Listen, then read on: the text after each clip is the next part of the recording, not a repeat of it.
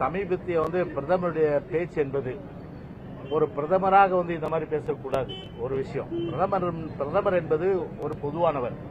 எல்லா மக்களுக்கும் ஒரு எல்லா மக்களுக்கும் தான் ஒரு பிரதமர். அது இந்துவாக இருந்தாலும் சரி, கிறிஸ்தவ மக்களாக இருந்தாலும் சரி, அதே போல இஸ்லாமியராக இருந்தாலும் சரி, வேற சிறுபான்மையின மக்கள் யாருக்காக இருந்தாலும் எல்லோருக்குமான பொதுவானவர் தான். ஆனா ஒரு பொதுவான ஒரு பிரதமராக இருந்துட்டு, ஆனா இப்போ பாத்தீங்கன்னா ஒரு மத துவேஷ பேச்சுக்கள், மதத்தால் பிளவுபடுத்தணும், அதாவது இஸ்லாமியர்கள் இந்துக்கள் என்று பிளவுபடுத்தி அதன் மூலம் இந்துக்கள் ஓட்டை வாங்கலாம் என்ற அடிப்படையில் அந்த பேச்சு இருந்தால் அது நிச்சயமா ஒரு கண்டிக்கத்தக்கதான். ஏன்னா அவருடைய சமீபத்திய பேச்சு ஒரு டிவைட் அண்ட் ரூல், அதாவது மதத்தால் எப்படி வெள்ளக்காரன் மக்களை பிரித்தாண்டு, அதாவது மக்களை பிரித்தாண்டு சூழ்ச்சி செஞ்சு ஆட்சி செஞ்சாலும், அதே போல இன்னைக்கு பிரதமரை பொறுத்தவரை அதை கையில் எடுத்துட்டு இருக்காரு. பிரிட்டிஷ்காரனுடைய அந்த இதை கையில் எடுத்துட்டு இருக்காரு. ஆயுதத்தை பிரித்தாளும் சூழ்ச்சி, பிரித்தாளு என்ற அதை டிவைட் அண்ட் ரூல்.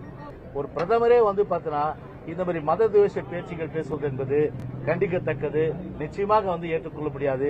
ஆனால் ஒன்று மட்டும் நிச்சயம், இந்த இதை அவருடைய சமீபத்திய பேச்செல்லாம் பார்க்கும்போது கண்டிப்பா பிஜேபி பொறுத்தவரை ஒரு தோல்வி. அதுக்காக நான் காங்கிரஸ் சப்போர்ட் பண்றேன்னு நான் சொல்ல. நான் இப்போ பிஜேபி பொறுத்தவரை வட மாநிலங்கள்ல இந்த மாதிரி அவருக்கு ரிப்போர்ட் ஐபி கொடுத்துருக்கலாம், இந்த மாதிரி நீங்க வரப்போறது இல்லைன்னு. அதை வைத்து இன்றைக்கு ஒரு மத துவேஷ பேச்சு, ஒரு பிளவு பேச்சு, ஒரு சிறுபான்மை இஸ்லாமிய மக்கள் குறிவைத்து பேசப்படுகின்ற பேச்சு என்பது நிச்சயமாக யாரும் ஏற்றுக்கொள்ள முடியாது, நிச்சயமா கண்டிக்கத்தக்க பேச்சாக தான் சொல்றாங்க.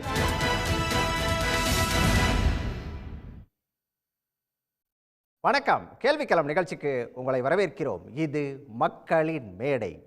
தமிழ்நாட்டில் நாடாளுமன்ற தேர்தலுக்கு முன்னாடி பாஜகவை கடுமையாக விமர்சனம் செஞ்சுட்டு வந்துச்சு அதிமுக.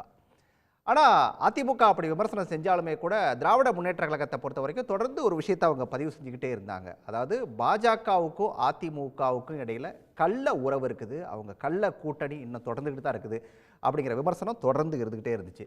இந்த சூழலில் தான் தேர்தலெல்லாம் முடிஞ்சிருச்சு. இப்போது மறுபடியும் பாஜக மீதான விமர்சனத்தை அதிமுக கையில் எடுத்திருக்குது. முன்னாள் அமைச்சர் ஜெயக்குமார் கடுமையான சில விமர்சனங்களை முன் வச்சிருக்காரு. அதாவது இந்து முஸ்லீம் கிறிஸ்டின் அப்படின்னு சொல்லி இருந்தாலுமே கூட பிரதமர் அப்படிங்கிறவர் எல்லாருக்கும் பொதுவான ஒருத்தர் தான். ஆனால் இப்போ இருக்கக்கூடிய பிரதமர் அப்படிங்கிறது மத ரீதியாக பிளவுபடுத்தி வெற்றி பெற நினைக்கிறாரு, பிரித்தாளுக்கூடிய சூழ்ச்சியை அவர் கையில் எடுத்திருக்காரு அப்படிங்கிற ஒரு குற்றச்சாட்டை முன்வைக்கிறாரு. பிரதமர் இப்படி செஞ்சாலுமே கூட பாஜக தோல்வி அப்படிங்கிறது உறுதி செய்யப்பட்ட ஒரு விஷயம் அப்படின்னு சொல்லி ஜெயக்குமார் பேசியிருக்காரு. ஜெயக்குமார் ஏன் இப்படி திடீர்னு பேசினார் அப்படிங்கிறது ஒரு கேள்வி. இன்னொரு பக்கம் ஜெயக்குமார் மட்டும் இல்லை, எடப்பாடி பழனிசாமியும் கூட கடந்த சில நாட்களுக்கு முன்னாடி ஒரு அறிக்கையில் அவரும் குறிப்பிட்டிருந்த விஷயம் இஸ்லாமியர்கள் குறித்து பிரதமர் மோடி பேசினது அப்படிங்கிறது இறையாண்மைக்கு எதிரானது அப்படின்னு சொல்லி அவரும் கூட கண்டனத்தை பதிவு செஞ்சுருக்காரு. 2026 தேர்தலுக்கு இப்போவே அதிமுக தயாராகிருச்சா, அதற்கான வியூகம் தான் இதுவா அப்படிங்கிற ஒரு கேள்வி இந்த நேரத்தில் எழுந்திருக்குது. இது தொடர்பாக தான் இன்றைய கேள்விக்கலை நிகழ்ச்சியில் விரிவாக பேச இருக்கோம். விவாதத்தில் பங்கேற்க பத்திரிகையாளர் CS கோட்டீஸ்வரன், விமர்சகர் M குமார், அதே போல் திராவிட இயக்க பேச்சாளர் நாஞ்சில் சம்பத், அதே போல் மார்க்சிஸ்ட் கம்யூனிஸ்ட் கட்சியிலிருந்து மதுக்கூர் ராமலிங்கம், இவர்களோடு வழக்கறிஞர் அக்னீஸ்வரன். இவருக்கும் வணக்கம். நான் நாஞ்சில் சம்பத் சார்ந்த நிகழ்ச்சியை தொடங்கலாம் அப்படின்னு நினைக்கிறேன். ஜெயக்குமார் பேசின பேச்சை நீங்களும் கேட்டிருப்பீங்க. பாஜக மேலே அதிமுக கடுமையான விமர்சனத்தை முன் வச்சிருக்குது. தேர்தலுக்கு முன்னாடி பேசின பேச்சையும் கேட்டிருப்பீங்க, இப்போ பேசின பேச்சையும் கேட்டிருப்பீங்க. எப்படி சார் பார்க்குறீங்க? இது எதற்கான வியூகமாக நம்ம எடுத்துக்கலாம்? இதில் வியூகம் எல்லாம் ஒன்றும் கிடையாது.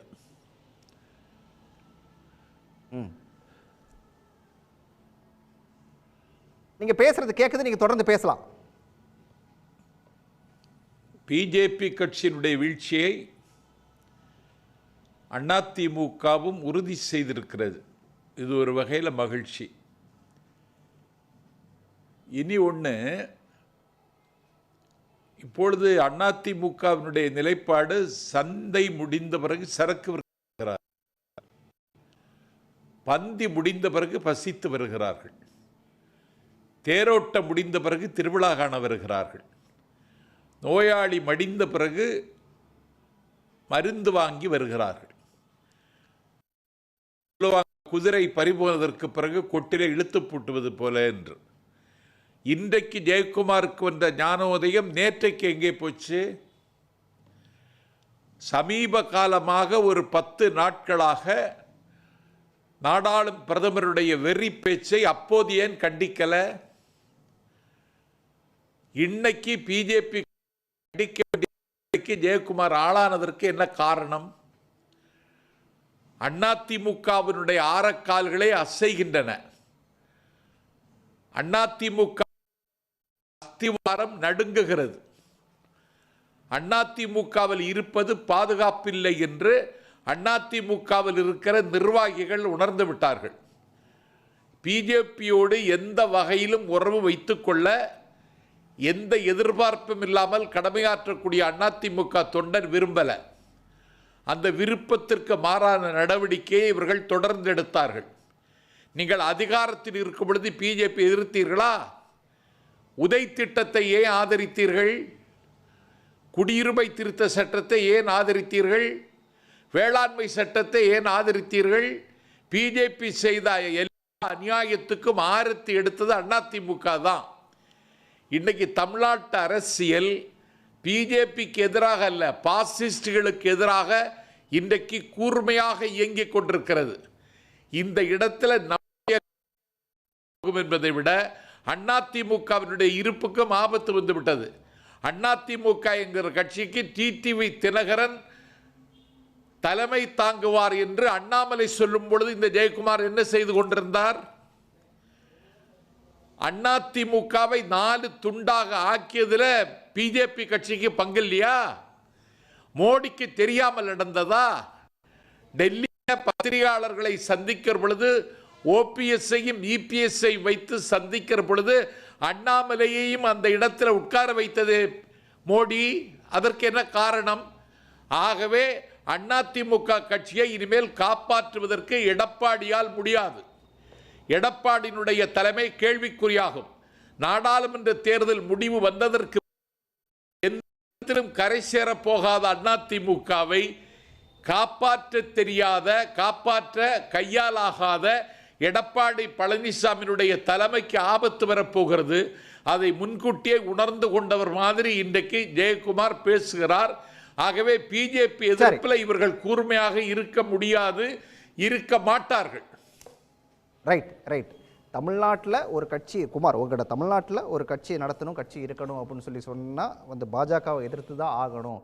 அதனால தான் இப்போ வந்து அதிமுக அப்படிங்கிறது வந்து அவங்களும் தொடர்ந்து எதிர்க்க ஆரம்பிச்சிருக்காங்க. ஆனாலுமே கூட இது காலம் கடந்த ஒரு ஞானோதயம் அப்படிங்கிற ஒரு விஷயத்தை அவர் பதிவு செய்கிறார். நாஞ்சில் சம்பத் எப்படி பார்க்குறீங்க? அதிமுக இப்போ பாஜக எதிர்க்குது, திரும்பவும் எதிர்க்க ஆரம்பிச்சிருக்காங்க, இதை எப்படி எடுத்துக்கிறீங்க நீங்கள்? இல்லை, திரு நாஞ்சில் சம்பத் அவர்கள் சொன்னதில் எல்லாத்துலேயும் உடன்பாடு உண்டு. ஒரே ஒரு விஷயத்தை தவிர பாரதிய ஜனதா கட்சி தான் உடைச்சிது அப்படின்னு சொன்னார். அதில் எனக்கு உடன்பாடு இல்லை. ஏன்னா ஆரம்பத்திலேருந்தே பாரதிய ஜனதா கட்சி சேர்த்து வைக்கிறதுக்கு அதிமுகவும் ஓபிஎஸும் எடப்பாடியும் ஒன்றா இருக்கணும்னு சொல்லிட்டு அவங்க எவ்வளோ எல்லா லெவல்லையும் முயற்சி எடுத்தது எல்லாத்துக்கும் தெரியும். அப்படி இருக்கும்போது ஏன் அப்படி சொல்கிறாங்கன்னு தெரியல, அது அவங்கள்ட்ட தான் கேட்கணும். ரெண்டாவது, மற்ற விஷயங்கள் பூரா நீங்க யாரு சார்? அதை கேட்பாங்கல்ல ஒரு கேள்வி. சேர்த்து வைக்கிறதுக்கு நீங்க யாரு? அவங்க சண்டை, அவங்க சேர்த்து வைக்கிறதுங்கிறது ரோட்ல 2 பேர் சண்டை போட்டு இருக்காங்க ஒரு கிராமத்துல. தெருவில் போற ஒருத்தர் வந்து கூப்பிட்டேப்பா சண்டை போடாதீங்கன்னு சொல்லக்கூடாதா? அதை போல தான் இது. ஒரு அரசியல் கட்சி, ஒரு தேசிய அரசியல் கட்சி பல காலமாக தொடர்பில் இருந்தது. கட்சி ஒற்றுமையாக இருங்கன்னு சொல்கிற அளவுக்கு தான் அவங்க சொல்லியிருக்காங்களே தவிர, அதுக்கப்புறம் கையை விட்டு போயிட்டுனா போ நீ ஆச்சு நான் ஆச்சு இப்படி போய் பார்த்துக்கோப்பா அப்படின்னு சொல்லி விட்டாச்சு. இப்போ அதை மற்றதை பூரா அவர் வர்ணனை பூரா சார் தான். திரு நாஞ்சில் சம்பத் அவர்கள் சொன்ன வர்ணனை பூரா கிட்டத்தட்ட சார் தான். அதில் தான் போய் முடியும்னு தான் நானும் பல இடத்துல சொல்லிகிட்டு இருக்கேன். ஏன்னா திரு எடப்பாடி பழனிசாமி அவர்களுக்கு ஒரு இவ்வளோ பெரிய கட்சியை வழிநடத்தக்கூடிய அதுக்குரிய எல்லா இடத்துலையும் விட்டுட்டாருங்கிறது அதுவும் உண்மைதான். அந்த பக்குவம் இல்லை அவர்கிட்ட. ஏன்னா ஒரு கரிஸ்மாட்டிக் லீடரும் கிடையாது. அவர் 4.5 வருஷம் ஆட்சியில் இருந்தாருங்கிறத வச்சுக்கிட்டு ஜெயலலிதா போல் நினச்சிக்கிட்டு, எம்ஜிஆரை போல் நினைத்துக்கொண்டு நம்ம எல்லாம் யார் எப்படி போனாலும் பரவாயில்ல, நம்ம ஒரு டீம் ஃபார்ம் பண்ணி நம்ம அமைச்சிடலாம் அப்படின்னு அவர் நினைக்கிறது தவறுங்கிறத அவர் மனசளவில் இந்த தேர்தல் முடிஞ்சோடனே உணர்ந்துருவாருங்கிறது நான் நம்புகிறேன். ஆனா பாஜக வந்து ஜெயிக்கிறதுக்கான வாய்ப்பும் இல்லை, அது தோற்கிறது உறுதினு சொல்லி ஜெயக்குமார் பேசியிருக்காரு. அதை கவனிச்சிங்களா? அது தமிழ்நாட்டில் ஜெயிச்சு தான் அங்கே மத்தியில் ஆட்சி அமைக்கணும்னு அவசியம் இல்லை. அவர் தமிழ்நாட்டில் மட்டும் சொல்லல, ஒட்டுமொத்தமாக தான் சொல்லியிருக்காரு. ஒட்டுமொத்தம் அப்படி சொன்னாருனாக்கா அது அவரை வந்து அவர் ஏன் சொன்னாருங்கிறத அவர் கீழ்ப்பாக்கத்தில் போய் தான் டெஸ்ட் பண்ணணும். நாட்டில் உள்ள எல்லா கொஞ்சம் அதிகப்படியாக தெரியுது இந்த வார்த்தை, கீழ்ப்பாக்கத்தில் போய் டெஸ்ட் பண்ணணும் அப்படிங்கிறது. ஓகே, நாட்டில் உள்ள அத்தனை கருத்து கணிப்புகளும் எல்லாம் பிளஸ் மைனஸில் சொல்லிக்கிட்டு இருந்தாலும் கூட நான் 350 400 சீட் ஜெயிக்கணும்னு எல்லாரும் அறுதிட்டு சொல்லி ஆகிவிட்டது. அதுக்குரிய காரணங்களும் முழுசா தெரிய வருது. அப்படி இருக்கும் பொழுது பல இடங்களில் இன்னைக்கு நீங்கள் பார்த்தீங்கன்னா டெல்லியில் காங்கிரஸ் தலைவரே ராஜினாமா, ஆம் ஆத்மி கூட சேர்ந்தது தப்புங்கிறதுக்காக அவர் ராஜினாமா பண்ணியிருக்காரு. மகாராஷ்டிராவில் விலகியிருக்காங்க பலர். வேட்பாளர்களே அங்கேருந்து எனக்கு கட்சிக்கு பணம் செலவுக்கு பணம் தரலன்னு சொல்லிட்டு ஒரு பத்திரிகையாளர், ஒரு லேடி, பேர் எனக்கு டக்குன்னு ஞாபகம் வரல, ஒரிசாவில் அவங்க விலகியிருக்காங்க. என்னன்னு கேட்டதுக்கு என்கிட்ட கட்சியிலேருந்து பணம் தரல, என்கிட்டையும் பணம் இல்லை, என்னால் 5-6 லட்ச ரூபா செலவு பண்ண முடியும்னு நினச்சேன். அவங்க கடைசியில் ராகுலை பார்க்கவே முடியல, அதனால நான் விலகுறாங்க. நிறைய பேர் அப்படி ஆகியிருக்காங்க. இதெல்லாம் நாட்டு மக்களுக்கு எதை எடுத்துக்க, நீங்கள் பத்திரிகைகள் எல்லாத்தையும் கொண்டு போய் சேர்த்துடுறீங்க மக்கள்கிட்ட, எல்லாத்தையும் ப்ளஸ்ஸு மைனஸு கூடல் குறைய உங்கள் கருத்து எல்லாத்தையும் கூட சேர்த்துடுறீங்க. சேர்த்ததுக்கப்புறம் மக்கள் என்ன முடிவுக்கு வருவாங்க? இந்த நாட்டுக்கு ஒரு ஸ்திரமான ஆட்சி வேணும், இது பிரதமர் யாருங்கிறத தேர்ந்தெடுக்கக்கூடிய தேர்தல்.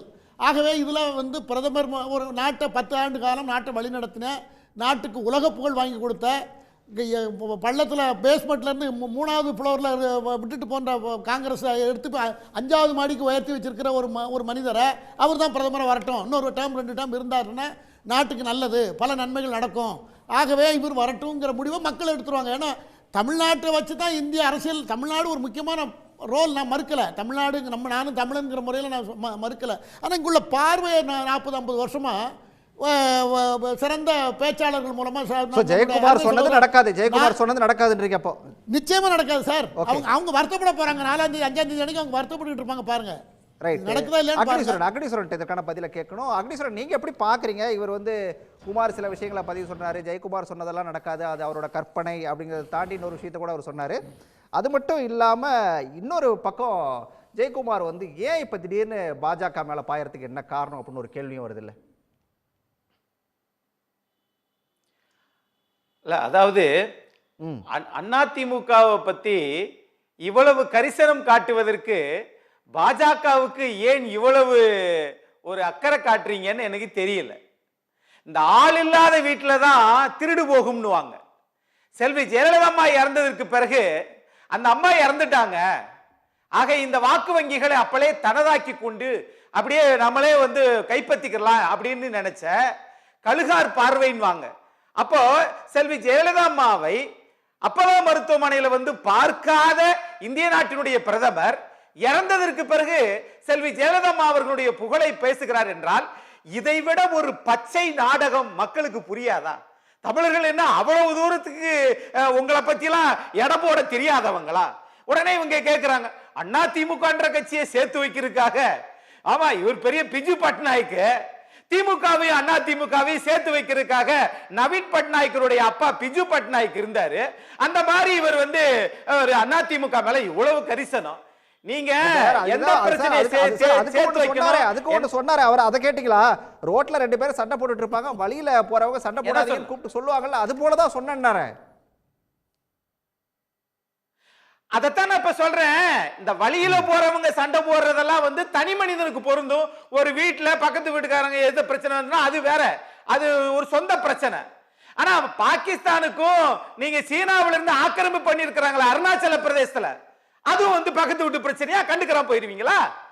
அந்த எல்லையை மீறி இந்திய எல்லைக்குள் வந்து அந்த சீனாவினுடைய எழுத்துக்குள்ள பொருத்திய அந்த ஊர் பலகையை வைக்கிறாங்களே, அதை கேட்கறதுக்கு உங்களுக்கு துணிச்சல் இல்ல. அதிமுக யார் கையில போயிருக்குது? அதிமுக யார் கையில போனதுன்னு நீங்க ஏங்க ரொம்ப அக்கறைப்படுறீங்க? ஆகவே நீங்கள் தீர்க்க வேண்டிய பிரச்சனை என்ன அப்படின்னு கேட்டீங்கன்னா, இப்ப நம்ம கேரளாவில இருந்து நம்ம முல்லை பெரியாருக்கு பிரச்சனை வந்துருச்சு. அது வந்து 2 மாநில பிரச்சனை. திரு பினராயி விஜயனையும் தமிழ்நாட்டுடைய முதலமைச்சர் திரு மு.க. ஸ்டாலின் அவர்களையும் கூப்பிட்டு வச்சு அணை பாதுகாப்பு சட்டம் என்று ஒரு சட்டத்தை பாராளுமன்றத்தை கொண்டு வந்தீங்க. அது அதிமுக அதை நான் ஆதரிக்க மாட்டோம் அப்படின்னு சொல்லிச்சு. அப்படி ஆதரிச்சிருந்தா கிங்ஃபிஷர் மாதிரி நீங்க இதையும் ஏர்போர்ட்டையும் வெளியில கொடுத்துருவீங்க. 800 அதானி போட்டு கொடுத்தது மாதிரி எல்லா அணைகளையும் நீங்க கொடுத்துருவீங்க என்று அதிமுக அதை ஆதரிக்காமல் வெளியே வந்துச்சு. ஆனா அப்படி கூப்பிட்டு வச்சு பேசி பிரச்சனை முடிச்சிட்டீங்களா? சரி, கச்சத்தீவு பிரச்சனை தான் நீங்க வந்து நிறைய கடன் கொடுத்தீங்களே, அதையாவது பேசி தீர்த்து வச்சீங்களா? ஆகவே நீங்கள் வெறும் நாடகம் ஆடுகின்ற ஒரு சங்கம் அப்படின்னு தான் நான் பார்க்கிறேன் ஒழிய. முடிஞ்சிருக்கு பேச்சுவார்த்தை. ஓகே, முடிச்சிட்டோம். இல்ல, அதாவது நான் என்ன கேக்குறேன்னா, 10 ஆண்டு காலம் நீங்க ஆட்சியில் இருந்தீங்க, அப்பையெல்லாம் கச்சத்தீவை பத்தி தலகாணி வச்சு தூங்குனீங்க. ஏசி வந்து 1.5 டன் ஏசில 21 வச்சு தூங்குனீங்க. 10 வருஷம் உங்களுக்கு தெரியலையா? இன்னைக்கு தான் உங்களுக்கு மாற்றம் வந்துருச்சா? ஆக நீங்கள் பேசுவது எல்லாமே நான் கேட்கிறேன். இவ்வளவு பெரிய விவாதத்துல பல நாடுகள் போயிட்டு வந்த திரு குமார் அவர்கள் சொல்றாரு, அதை வந்து மருத்துவமனைக்கு அனுப்பணும். யார மருத்துவமனைக்கு அனுப்பணும் தெரியுமா? தேர்தல் பத்திரம் 8250 கோடியை வாங்கி வச்சு உச்ச நீதிமன்றத்தில் கேள்வி கேட்ட போது, சந்திரசூட் ஐயா கேள்வி கேட்ட போது எஸ்பிஐ பதுங்குச்சே, அது வந்து பாஜக ஒளிஞ்சுக்கிருச்சே, நிதியமைச்சர்கிட்ட காசே இல்லைன்றாங்களே, அவங்க தாங்க போய் இது பண்ணணும், டெஸ்ட் பண்ணணும்.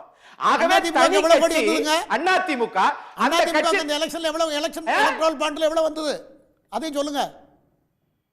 எது எலக்ட்ரல் பாண்ட் எவ்வளவு பணம் வந்தது? 6 கோடியும் 8250 கோடியும் ஒண்ணா? கை வச்சு ஈரமுள்ள மனிதர்களை யோசிச்சு பாருங்க. இப்ப நீங்க முதல்ல எங்களுக்கு இதெல்லாம் வேண்டாங்க, பாத்துக்கிறோம், இது எங்களுக்கு வேண்டாம் நீங்க சொல்லிருக்க வேண்டாமா? நீங்க யோக்கிய சிகாமணிகளா இருந்தா சொல்லிருக்கணும்ல, சொல்லிருக்கணுமா இல்லையா? 6 கோடியா இருக்கட்டும் 60 கோடியா இருக்கட்டும், நீங்க யோக்கிய சிகாமணிகள் தான். அதானே பேசுங்க. இப்ப நீங்க அழகா சன் டிவில உட்கார்ந்து பேசுறீங்க, நான் வெளியில இருந்து பேசுறேன். நான் பேசுறது போய் மக்கள்கிட்ட சேரணும். அதனால நீங்க பேசும்போது நல்லா குறிப்பெடுத்துக்கிட்டேன், நான் பேசும்போது நீங்க குறிப்பிடுங்க. நான் இப்ப என்ன கேட்கிறேன்னா, நீங்கள் அதிமுகவை பற்றி ரொம்ப கரிசனம் காட்டாதீங்க. இந்தியாவில் காஷ்மீர்ல இருந்து கன்னியாகுமரிக்கு வரைக்கும் பல மாநில கட்சிகளை பந்தாடிய கட்சி பாரதிய ஜனதா. நான் காங்கிரஸ் வந்து தூக்கி தலையில வைக்கல. பல மாநில கட்சிகளை 97 முறை ஆட்சியை கவிழ்த்த ஒரு கட்சி காங்கிரஸ் கட்சி. அது மட்டும் இல்ல, ஈழத்தை அழித்து ஒழித்த கட்சி காங்கிரஸ் கட்சி. அதனாலயோ என்னவோ புண்ணியவார மோடி வந்து காங்கிரஸ காலி பண்ணிட்டார், அது வேறு விஷயம். ஆனால் மோடி அவர்கள் வந்து இந்தியாவே காலி பண்ணிட்டாரே, எனக்கு அந்த வருத்தம் தான். ஆகவே இவங்களை பொறுத்தளவுல ரொம்ப வேதனையான, அதாவது அடல் பிஹாரி வாஜ்பாய் 28,000 கோடிக்கு ரோடு போட்டாரு, உண்மைதான், அது கண்ணார பார்த்தா எல்லாரும் பயணிக்கிறோம். ஆனா அந்த ரோட்டுக்கு வரிய போட்டார், சுங்க கட்டணம் சொல்லி திரு நரேந்திர மோடி அவர்கள். வரி போடுவதற்கா தேவை, ரோடு போடுவதற்கு தான் பிரதமர்கள் தேவை. அதனால இவங்களை பொறுத்தவரை எல்லாமே வந்து பேசலாம். இருங்க கோடி சார், இப்போ வந்து அதாவது பாஜக எதிர்ப்பு அப்படிங்கிறத இப்போ வந்து அக்னி உட்பட எல்லாருமே பேசுறத பார்க்கும்போது, அதிமுக எல்லாரும் பேசுறத பார்க்கும்போது, பாஜக எதிர்ப்பு அப்படிங்கிறத வந்து அதிமுக ரொம்பவே தீவிரப்படுத்தியிருக்குது அப்படிங்கிறத நம்ம வந்து புரிஞ்சுக்க முடியுது. இதை எப்படி எடுத்துக்கிறது? அதிமுக முன்னாள் அமைச்சர் திரு ஜெயக்குமார் சொன்ன அந்த கருத்து ரொம்ப முக்கியம். அதில் ஒரு கருத்து சொல்கிறாரு, ஐபி ரிப்போர்ட் தகவல் வந்திருக்கலாம், வட இந்தியாவில் நீங்கள் ஜெயிக்க மாட்டீங்க, தோற்றுரு போகிறீங்க. அதாவது என்ன, இதில் வந்து ரீடிங் பிட்வீன் த பொலிட்டிக்கல் லைன்ஸ்ன்னு சொல்லுவாங்க. ஒருவேளை பாஜக திருப்பி வந்துடும், அசுர பலத்தில் இருக்கும்னா அதிமுக இந்த மாதிரிலாம் பேச மாட்டாங்க, அமைதியாக இருப்பாங்க. ஜூன் 4க்கு பிறகு பார்த்துக்கலாம் அப்படின்னு. இப்போ என்னென்னா, அதிமுக ஒரு பொலிட்டிக்கல் பார்ட்டி. யார் பிரதமராக வருவாங்க, யார் எதிர்கட்சியாக வருவாங்க, யார் ஆளுங்கட்சியாக வருவாங்க, அவங்க ஒரு அலசல், ஒரு சில சர்வே டீட்டெயில்ஸ்லாம் எடுத்திருப்பாங்க.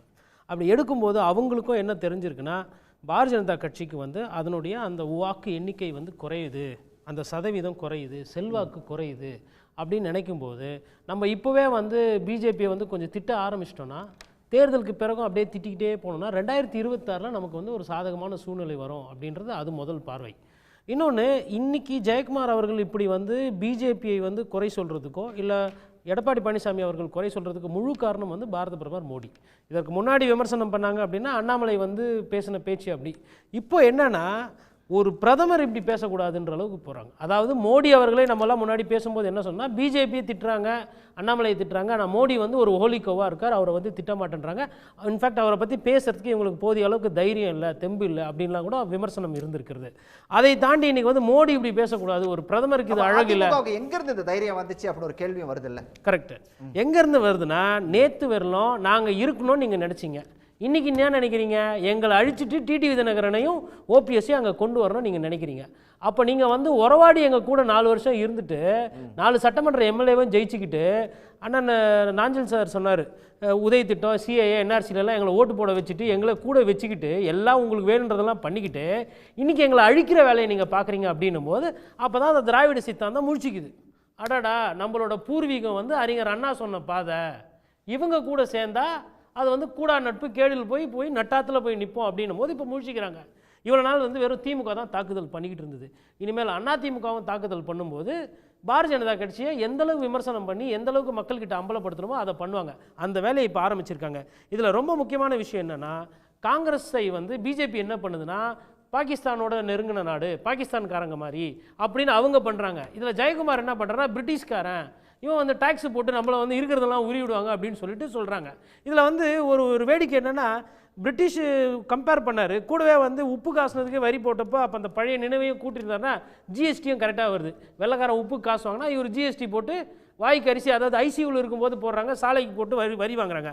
அப்போ அது கிட்டத்தட்ட பார்க்கும்போது அந்த பிரிட்டிஷ் மனப்பான்மை நன்றாக தெரிகிறது. இதில் நாணோதயம் ஏன் வந்தது, திடீர் நாணோதயம் சொல்லிட்டு அண்ணன் நாஞ்சிலர் சொன்னார். அப்போது அதில் என்ன அங்கே ரொம்ப முக்கியம்னா, அதிமுகவுக்கு வந்து இந்த தேர்தல் பின்னாடி ஜூன் 4க்கு அதிகப்படியாக ரொம்ப வெயிட் பண்ணி பார்த்துட்டு இருப்பாங்க. என்ன காரணம்னா, ஏன் அந்த நாணோதயம்னா, ஜூன் 4 ஒருவேளை பிஜேபி திருப்பி வந்துச்சுன்னா திமுக கூட அப்புறமா அடிச்சுக்குவாங்க. அடி அதிமுக தான் இருக்குது. கூட்டணி வான்னப்போ வரலை, நாங்கள் ஒரு 5 சீட்டுனா ஜெயிக்கணும்னு நினச்சோம், உங்கள் முதுகில் சவாரி பண்ணி அதுக்கும் வழி விடலை. எல்லாத்துக்கும் ஃபஸ்ட்டு காரணம் இவங்க தான். ஃபஸ்ட்டு இவங்களை முடிச்சுட்டு தான் அதுக்கப்புறம் டிஎம்கேக்கு போனோம். அது ரொம்ப நாள் பிளான் அவங்களுது. அது உறவாடி, அதாவது அதிமுக வந்து உறவாடிக்கு எடுக்கணும், திமுக வந்து பகையாடிக்கு எடுக்கணும். மொத்தத்தில் இந்த 2 திராவிட கட்சியில் எதையோ ஒன்றுத்தை முடிச்சு விட்டா தான் நமக்கு என்ட்ரி அப்படின்ற அந்த சித்தாந்தத்தை பார்த்துட்டு இருப்பாங்க. அதனால் பிஜேபி வந்து ஜூன் 4 விழுதுன்னா அந்த வெற்றியை வந்து சந்தோஷப்படுறதுக்கு 2 திராவிட கட்சிகளும் காத்துட்ருக்கு. அதனுடைய முன்னோடி தான் இப்போ வருது. இப்போது சொல்லும்போது சொன்னார், குமார் சார் சொன்னார், இல்லை தமிழகத்தில் சொல்கிறாங்கன்னு. தமிழகம் எது, இந்திய அளவு எதுன்னு தெரியாமலாம். இதே தமிழகத்தில் அவங்களுக்கு வந்து பிஜேபியிலனா 4 எம்எல்ஏ வந்திருக்காருன்றது அதிமுக குற்றச்சாட்டு. அப்படி இருக்கும்போது தமிழகத்தில் பிஜேபி ஜெயிக்காதுன்றது ஜெயக்குமார் அவர்களுக்கு ஒன்றும் இல்லை, அண்ணன் குமார் அவர்களுக்கே ஓரளவுக்கு தெரியும். அவர் சொல்கிறது பிரதமர் தோக்க போகிறாருன்ற அந்த மனநிலையில் தான் பேசுகிறாரு. அப்போ ஜெயக்குமார் அவர்கள் நாணோதயம் ஒன்றும் இல்லை, எங்கேருந்து இந்த நெஞ்சு தைரியம் வந்தது அப்படின்னு கூட பிஜேபி பேசுவாங்க.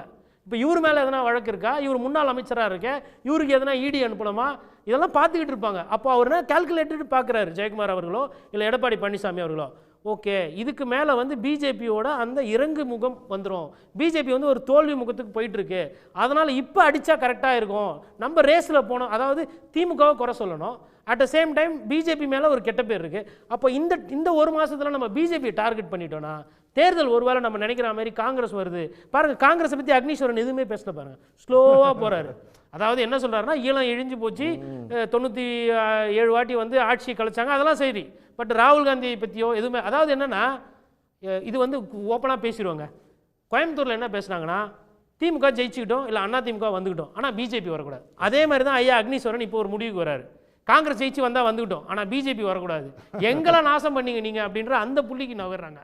அப்போது தலைமையிலேருந்து இப்போ நீங்கள் பேசுகிற டோன்லாம் பாருங்கள், எடப்பாடி அவர்கள் பேசுகிறது, ஜெயக்குமார் அவர்கள் பேசுகிறது, அக்னீஸ்வரன் பேசுகிறது, நாளில் தொண்டர்கள் கீழே இருக்கிறவங்க எல்லாருமே என்ன நினைப்பாங்கன்னா, மோடி அவர்கள் வந்துட வேண்டாம், நம்ம 4 வருஷம் இருந்து நாசமாக 4 கூறாக போச்சு அதிமுக, அதற்கு காரணம் மோடி அப்படின்றத முன்னாடியே தெரியும் இவங்களுக்கு. ஆனால் அன்றைக்கி ஆட்சி சுகம் தேவைப்பட்டது, இன்றைக்கி ஆட்சி இல்லை, அதனால் எனக்கு போன ஆட்சி உங்களுக்கும் போயிடணும், பிஜேபிக்கும் போனதுக்கப்புறம் அந்த சந்தோஷத்தில் நாங்கள் பங்கு பெறணும்னு சொல்லிட்டு அதிமுகவும் அந்த லீக்ல வருது. இப்போ சரி, மதுக்கூர் ராமலிங்கம் என்ன சொல்றாரு, அவரோட பார்வையை கேட்டுருவோம். மதுக்கூர் ராமலிங்கம் சார், இப்போ நீங்கள் வந்து ஒரு பாஜக மீதான விமர்சனத்தை முன் வச்சாலோ அல்லது நாஞ்சில் சம்பத் முன் வச்சாலோ அதை நாங்கள் அதிசயத்தக்க விஷயமா பார்க்க போகிறதும் இல்லை, யாரும் பார்க்கவும் மாட்டாங்க.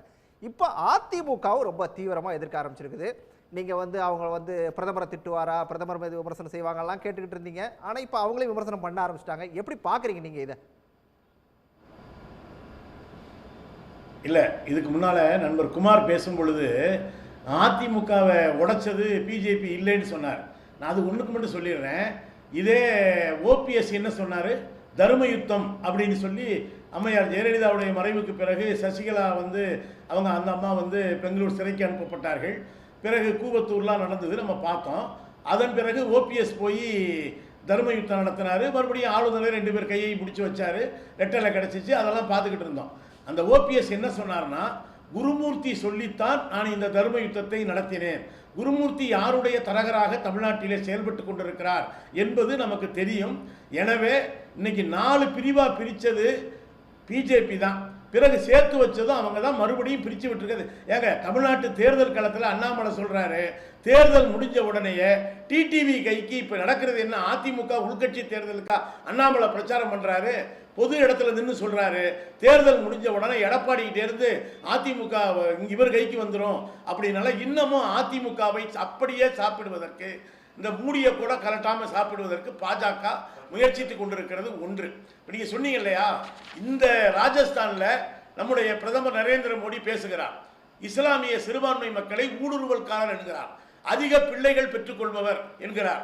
இது குறித்து அந்த கட்சியினுடைய பொதுச் செயலாளர் எடப்பாடி பழனிசாமி விட்ட அறிக்கை என் கையில் இருக்கு. ஒரு இடத்தில் கூட கண்டிக்கிறேன், விமர்சிக்கிறேன் என்கிற வார்த்தையே தமிழ் அகராதியில் இல்லையா? ஏற்புடையது அல்ல. எவ்வளவு பயங்கரமான பேச்சு! ஜெயக்குமாருடைய நேர்காணல்ல அதை கொஞ்சம் கடுமையா சொல்லியிருக்காரு அப்படிங்கிறது உண்மைதான். ஆனா அதே நேரத்தில் ஜெயக்குமார் என்ன சொல்றாரு தெரியுமா, மேல ராம ஆண்டா என்ன, ராவணன் ஆண்டாள் என்ன, இதாங்க பிரச்சனை. இன்னமும் அவங்களுக்கு குழப்பம். யார் வந்தா திரும்ப திரும்ப தமிழகத்தினுடைய முதலமைச்சர் ஒரு கேள்வி எழுப்பினார், தேர்தலுக்கு பின்னால் நீங்க யார ஒன்றியத்தில் ஆதரிப்பீங்க? இப்ப வந்து அண்ணாமலையை திட்டுறாங்க, உண்மைதான். ஒரு இடத்திலாவது பிரதமர் மோடியையோ ஒன்றிய உள்துறை அமைச்சரையோ திரு எடப்பாடி பழனிசாமி விமர்சிச்சிருப்பாரா? இப்ப நடப்பது சட்டமன்ற தேர்தல் அல்ல, நாடாளுமன்ற தேர்தல். இப்ப இந்த ஜெயக்குமாருடைய இந்த பேட்டியில கூட ஒரு ஆட்சிக்கு எதிரான அதிருப்தி இருக்கு. 10 ஆண்டு காலம் இருந்த மோடி ஆட்சி மீது இருக்கிற அதிருப்தியை பற்றி அவர் பேச தயாராக இல்லை.